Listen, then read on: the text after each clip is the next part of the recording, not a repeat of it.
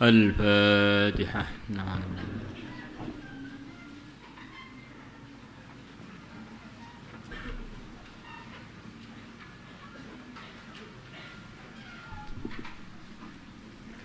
بسم الله الرحمن الرحيم. وعن أبي الدرداء رضي الله عنه قال رجل, telah berkata seorang laki-laki, li Rasulillah, kepada Rasulullah sallallahu alaihi wasallam, dullani, tunjukkanlah kepadaku, ala amalin, atas sebuah amalan, yudkhiluni, yang amalan tersebut memasukkan aku, al jannata, surga. Qala, bersabda Rasulullah sallallahu alaihi wasallam, la taghdab, janganlah kamu marah, walaka, dan bagimu al jannatu, surga. Ini Rasulullah sallallahu alaihi wasallam, ini adalah pimpinannya para nabi, para rasul, pimpinannya seluruh yang mengarahkan kepada kebaikan. Maka beliau dalam sekian banyak arahan beliau kepada individu-individu, kepada pribadi-pribadi itu berbeda-beda, sesuai dengan yang sesuai untuk setiap pribadi tersebut. Ada yang tanya kepada beliau, apa arahan amalan untuk dia? Dalam hadis yang barusan kita baca, beliau memberikan arahan pada orang tersebut, jangan marah. Ya Rasulullah, berikan arahan kepada aku atas amalan yang memasukkan aku surga. Jangan marah, kamu nanti dapat surga. Maka orang yang menasihati itu bagaimana memberikan nasihat kepada setiap orang sesuai yang cocok untuk dia. Ini orang ini pemarah, maka yang cocok untuk dia dinasihati, jangan marah, nanti kamu masuk surga. Ada lagi yang datang pada Nabi minta berikan arahan, Nabi mengatakan kepada dia, bersabda pada dia, amalan yang terafdol itu adalah berbakti pada orang tua. Karena untuk dia ini kekurangannya dalam itu. Dia perlu fokus di dalam berbakti kepada orang tua. Ada lagi yang datang pada beliau diberi arahan, yang terbaik adalah berjuang fi sabilillah. Karena orang ini adalah paling cocok, dia ini berjuang itu di waktu dia bertanya itu. Yang lain-lain sudah dia kerjakan, perjuangan dia ada keperluan untuk meningkatkan lagi.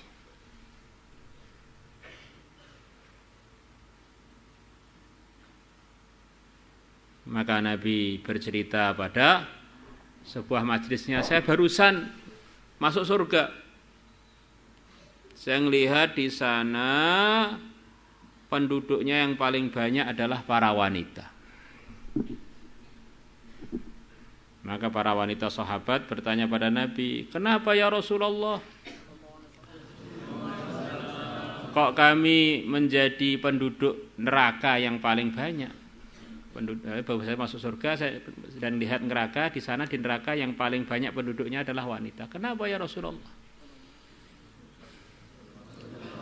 Karena kalian para wanita punya dua amalan yang buruk. Banyak wanita diuji oleh Allah dengan dua amalan yang buruk ini.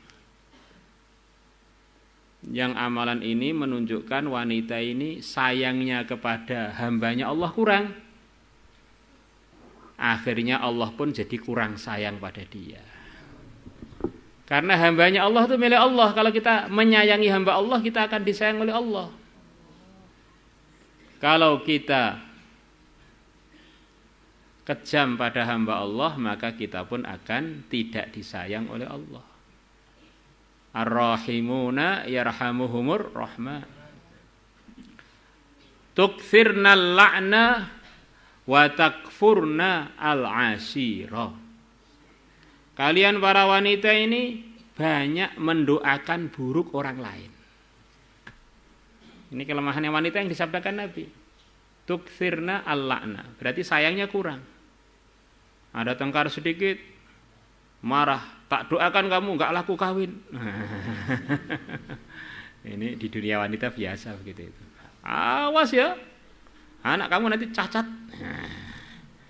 Awas ya, hancur dunia akhirat. Di masalah-masalah sepele itu dia datangkan bom atom. Masalah-masalah sepele.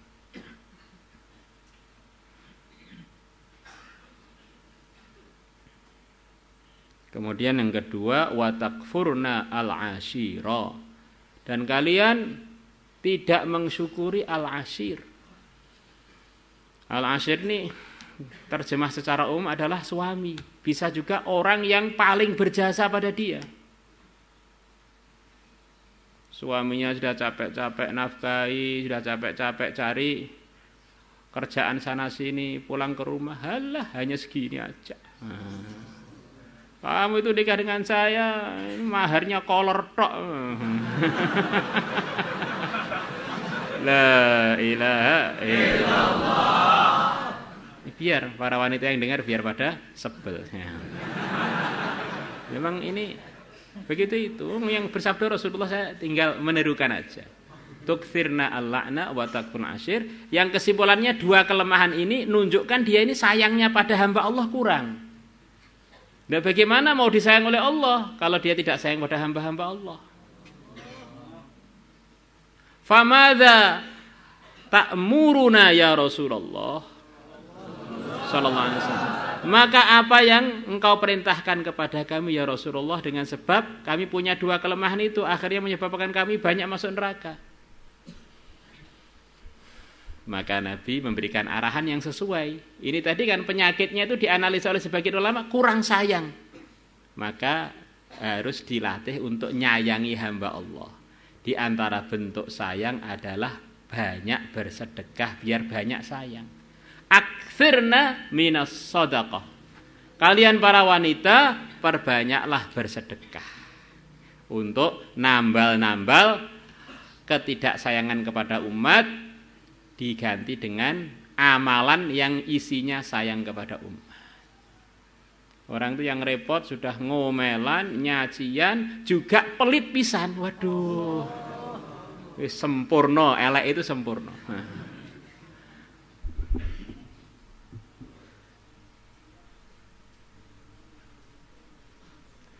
Maka kita kalau dimintai nasihat oleh orang-orang yang minta nasihat, usahakan memberikan arahan sesuai dengan yang sesuai untuk yang bertanya. Bisa saja pertanyaannya sama, tetapi jawabannya berbeda karena orangnya berbeda. Lah bagaimana kita bisa tahu Pak yang sesuai dengan ini itu gimana? Itulah namanya hikmah. Allah akan berikan hikmah kepada hamba-hamba yang dikehendaki. Jangan sampai orang itu penyakitnya nggak boleh nyentuh kopi, malah kita beri arahan minum kopi seember, ya langsung jebol perutnya. Nah, contohnya begitu itu. Jadi arahannya nggak cocok. Yu'til hikmata man yasha wa man yu'tal hikmata faqad utiya khairan katsira. Allah memberikan hikmah kepada yang dikehendaki oleh Allah. Siapa yang telah diberi hikmah oleh Allah, sungguh dia telah diberi kebaikan yang begitu banyak. Karena akhirnya ngomongnya pas, sesuai, keputusannya tidak mendolimi. Lah orang itu biar dapat hikmah bagaimana? Kalau dia bertakwa, maka dari barokah takwanya tadi Allah akan hadiahkan hikmah kepada dia. Nah ini Allah ceritakan yang telah diberi hikmah itu adalah Nabi Musa dan Nabi Yusuf. Dua-duanya diberi hikmah, hukman wa ilma, diberi hikmah dan diberi ilmu. Apa sifat beliau berdua? Wa kadzalika najzil muhsinin. Ini hikmah ini bukan hanya tak berikan kepada Musa dan Yusuf, tapi ini tak berikan kepada semua muhsinin. Siapakah muhsinin itu? Sebagian ulama mengatakan muhsinin adalah orang yang hidupnya itu tidak ada maksiatnya.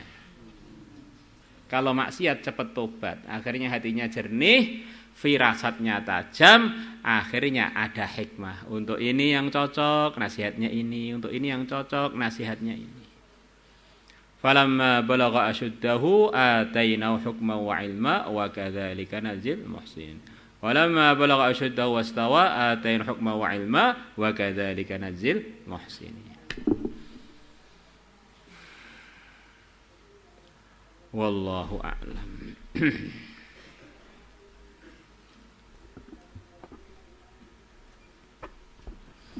Wa an Abi Hurairah radhiyallahu anhu anna an-nabiyya bahwasanya Nabi sallallahu alaihi wasallam qala Nabi bersabda laisa asy-syadidu bis-sur'ah innama asy-syadidu alladhi yamliku nafsahu 'indal ghadabi. Laisa asy-syadidu bukanlah orang yang kuat, yang perkasa. Asy-syadid itu orang yang perkasa, yang kuat. Bis-sur'ati orang yang ahli menjatuhkan lawan tandingnya. Di sura'ah itu ahli menjatuhkan lawan duelnya, lawan sparringnya. Itu namanya sura'ah. Saking kuatnya atau saking lihainya dia ini memang jagoan urusan jatuh menjatuhkan, nggak pernah kalah. Bukan itu. Hakikatnya orang yang jagoan itu bukan itu. Itu kan jatuhkan orang lain. Innama syadidu sesungguhnya orang yang perkasa, orang yang kuat. Alladzi adalah orang yamliku nafsahu yang bisa mengontrol dirinya. Indal ghadabi ketika marah. Jadi kalau orang tuh ngalahkan orang lain itu ya kuat lah. Tapi kalau bisa ngalahkan emosinya, ini adalah orang yang terkuat. Nah, itulah yang namanya al-jihad al-akbar kata sebagian ulama. Sampai sebagian sahabat ketika perang dalam pertempuran mereka pulang sambil mengatakan raja'na minal jihadil asghari ilal jihadil akbari. Dalam sebagian riwayat begitu. Kami telah balik dari perang yang kecil menuju perang yang besar. Perang kecil itu melawan orang lain itu kecil. Karena di situ ada semangatnya, ada ya mungkin ada nafsunya atau bagaimana, ada semangatnya. Jadi kalau ngalahkan diri sendiri itu memang enggak semangat gitu. Sukanya diri kita ini kita ikrom, pengen ngeluyur dituruti, pengen bangkong dituruti, pengen makan nggak sehat dituruti, biasanya gitu. Kok orang bisa menahan dirinya? Lah ini jago-jagoan. Nah, dari hal-hal yang tidak diridhoi oleh Allah. Itu orang itu akan bisa mengontrol dirinya dengan baik. Resepnya pertama kali harus benar tauhid. Kalau dia ini merasa memang dia ini hanya hamba yang tidak berhak memprogram dirinya, nanti akhirnya memudahkan dia untuk berpikir untuk taat. Berpikir untuk menjauhi pelanggaran. Jadi kalau orang itu sudah merasa awak-awakku dhewe, sak karepku dhewe, ya begitu itu ya namanya orang yang enggak benar pemikirannya, akhirnya sikap-sikapnya jadi ngawur. Kemudian yang kedua, ikhtiar secara amal, orang itu harus memperbaiki sholatnya. Setelah kita ngaji seperti apapun, Kalau sholatnya belum benar, itu kita ini belum benar.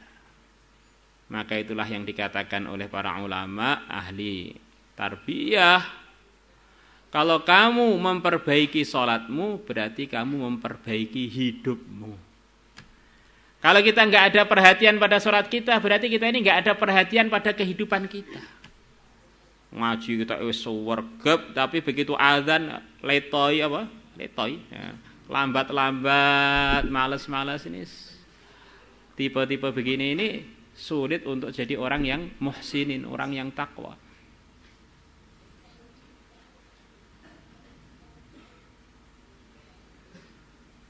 Kemudian di antaranya lagi adalah orang itu bisa emosi, bisa melanggar itu karena ngikuti nafsunya. Lah nafsu itu, musuhnya nafsu itu adalah dilaparkan perutnya. Maka Allah telah ciptakan nafsu. Allah masukkan nafsu, diuji, dimasukkan ke neraka yang panas. Maka nafsu ditanya, siapa saya? Ditanya oleh Allah, maka nafsu bilang, dan siapa kamu? Kamu ya kamu, saya ya saya. Nah, jadi kalau kita ini mengungkapkan begitu itu berarti memang yang keluar itu nafsunya itu.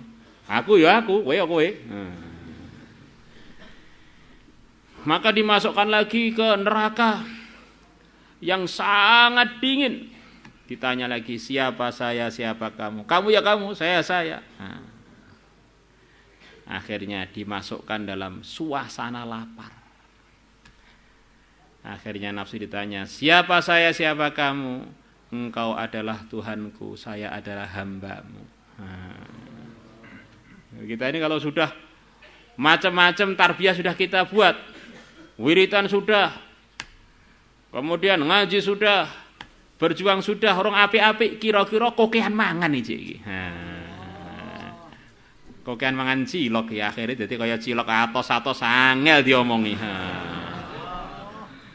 La ilaha illallah. Maulaya salli wa sallim daiman abada